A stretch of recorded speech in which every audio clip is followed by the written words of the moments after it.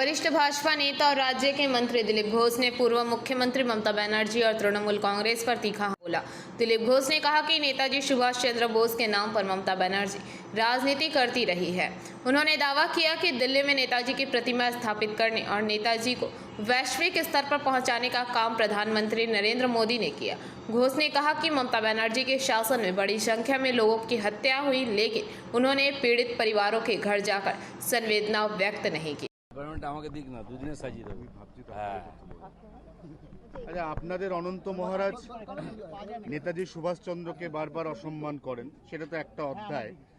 তো কালকে মমতা বন্দ্যোপাধ্যায় শ্যামবাজারে নেতাজিকে সম্মান জানাতে গেলেন, যেটা আপনারা করছেন না বলে ওনার অভিযোগ। তা ওখানে আপনারা ওনাকে চোর চোর স্লোগান দিলেন কেন? মমতা ব্যানার্জি তো নেতাজিকে নেতাজি বানিয়েছেন। দিল্লির বুকে নেতাজির মূর্তি মোদিজি স্থাপনা করেছেন, সারা বিশ্বে নিয়ে গেছেন। উনি কোথাও কোথাও নেতাজির নাম নিয়ে ওনার রাজনীতি চমকেছেন খালি। সেই জন্য হঠাৎ দেশপ্রেমিক হতে যাবেন না। যখন ডজন ডজন লোককে হত্যা করা হয়েছিল, কারো বাড়িতে উনি যাননি। আজ হঠাৎ কারো বাড়িতে গিয়ে সমবেদনা দেখাচ্ছেন, লোকে হজম করতে পারছে না এটা। তো সেই জন্য করুন উনি, ঠিক আছে। তো চোর শুনতে হবে, এটা তো ঠিকই ছিল, পুরো পার্টিটাই চোর, আর ওনার নেতৃত্বেই চোরেরা বেড়েছে। তো কেউ যদি চোর স্লোগান দেয় তাহলে অসুবিধা। জয় শ্রীরাম বললে উনি জেলে ভরে দিতেন, আর চোর শুনতে কিরম লাগছে? না, উনি প্রাক্তন মুখ্যমন্ত্রী, তারপর উনি একজন মহিলা, উনি শ্যামবাজারে নেতাজিকে প্রাক্তন এমএলএ এমপিরাই তো জেলে গেছেন, বর্তমানটা থোড়ি না যাচ্ছে। আর এরা সব ওনার অনুপ্রেরণায় কাজ করেছে। কেউ যদি বলে থাকে শুনে নিন, একটু সহ্য করার ক্ষমতা বাড়ান।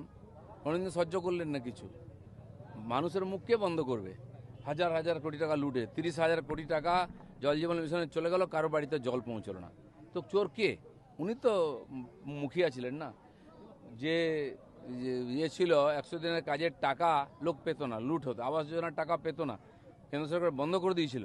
সে টাকাগুলো কোথায় গেছে? কে লুট করেছে? উনি তো মুখ্যমন্ত্রী ছিলেন। কোনোদিন কাউকে ধরেছেন? কোনো প্রধান ধরা পড়লে পার্টি তাকে শোকজ করতো, তার বিরুদ্ধে আইনি ব্যবস্থা কখনো হয়নি। কে শিখিয়েছে? তো চোরেদের রানী উনি, এটা তো সবাই জানে। আমি বলিনি, এটা কুণাল ঘোষ বলেছে। তা আর যদি পাবলিক সেটা বলে তো খারাপ কি আছে? আচ্ছা, এবার হচ্ছে দেবরাজ। 5 বছরে দেবরাজের মোট সম্পত্তি 100 কোটি। বাগুইয়াটি থেকে শুরু করে কালিম্পং পর্যন্ত সব জায়গায় উনি রিসোর্ট হোটেলের মাধ্যমে বিপুল সম্পত্তি করে ফেলেছিলেন। দেখুন, পশ্চিমবাংলায় এত কোটি টাকার মালিক আগে আমরা শুনিনি। 100 কোটি 200 কোটি বাঙালি কোনোদিন শোনেনি। হ্যাঁ, আমরা জানতাম বড় বড় বিজনেস পার্টি আছে, মারোয়াড়িরা আছে, তারা কোটি কোটি টাকার মালিক, তারা কলকারখানার মালিক। জানি বাঙালি কিছু না করেই কোটি কোটি টাকার মালিক, এই চমৎকারটা মমতা ব্যানার্জি করিয়েছেন। তার পার্টির বেশিরভাগ নেতাই এখন 600 কোটি টাকার মালিক।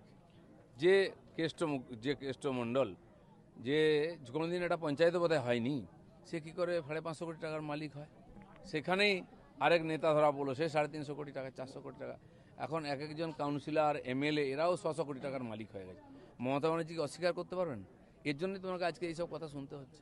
টুলু মণ্ডলের বিরুদ্ধে রেড কর্নার নোটিশ, যেহেতু গায়েব আছে, পাওয়া যাচ্ছে না, কি পাচ্ছে না আমি জানি না, কিন্তু তো নিয়ম অনুযায়ী স্বাভাবিক নোটিশ জারি হয়েছে। যদি অন্য রাষ্ট্রে চলে যায় তো সেখানকার পুলিশ তাকে খুঁজে বার করবে।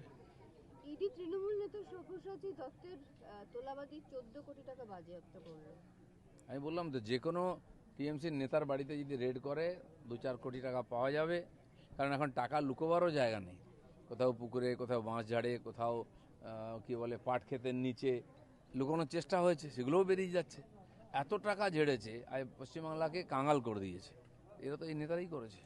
পানিহাটি শ্মশানের ফাইল খুলতেই নির্মল ঘোষ বেপাত্তা। নির্মল ঘোষ হাঁটতেই পারেন না, কোথায় আর যাবেন? আছেন কোথাও আশেপাশে। ওই এলাকাকে ত্রাস করে রেখেছিলেন উনি। আমি যখনই ওখানে যেতাম, আমাদের পার্টির লোককে কোনো প্রোগ্রাম করে দেওয়া হতো না। ওনার ছেলে জামাই এরা মিলে খুব অত্যাচার করতো লোকের উপর, সাধারণ মানুষের উপরে। জল জমতো সোদপুর এলাকায়, কেউ কিছু বলতে পারবে না। তো এই অত্যাচার তো একদিন শেষ হয়েছে, তার ফল তো ভুগতেই হবে। শ্মশান পর্যন্ত গ্রিন করিডোর আরজি করের অভয়ার ক্ষেত্রে, যেটা এর আগে অন্তত হাসপাতালে নিয়ে যাওয়ার ক্ষেত্রে অনেকবার আমরা দেখেছি, কিন্তু হাসপাতাল থেকে তড়িঘড়ি। Bureau report, PBTV news.